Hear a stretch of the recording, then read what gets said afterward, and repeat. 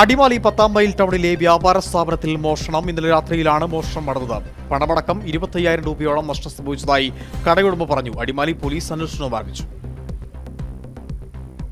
Adimali 10-ാം mile ടൗണിൽ പ്രവർത്തിക്കുന്ന city stores എന്ന സ്റ്റേഷനറി കടയിലാണ് ഇന്നലെ രാത്രിയിൽ മോഷണം നടന്നത്.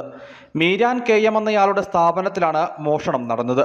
രാവിലെ മീരാൻ സ്ഥാപനം തുറക്കാൻ എത്തിയപ്പോഴാണ് മോഷണ വിവരം അറിയുന്നത്. കടയുടെ താഴ് തുറന്നാണ് മോഷണം നടത്തിയത്. പണമടക്കം 25,000 രൂപയോളം നഷ്ടം സംഭവിച്ചതായി കടയുടമ പറഞ്ഞു. ഞാൻ ഇന്നലെ വൈകിട്ട് കടയടച്ച് പോയിട്ട് ഇന്ന് രാവിലെ തുറക്കാൻ വന്നപ്പോൾ താഴെ 2 കട വന്നപ്പോൾ സംശയം തോന്നി. അങ്ങനെ നോക്കിയപ്പോൾ ഷട്ടർ പൊക്കി നോക്കിയപ്പോൾ മേശയും കൗണ്ടർ ഭാഗം എല്ലാം തുറന്ന് ഇട്ടിരിക്കുന്നതായിട്ട് തോന്നി.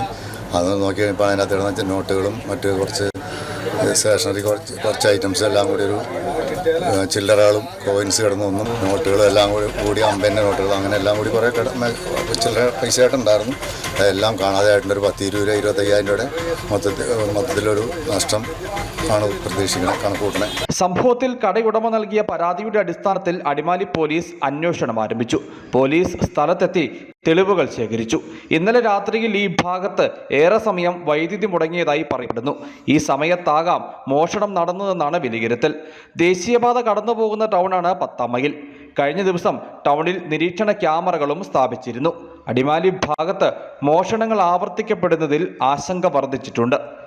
News bureau, Adimali.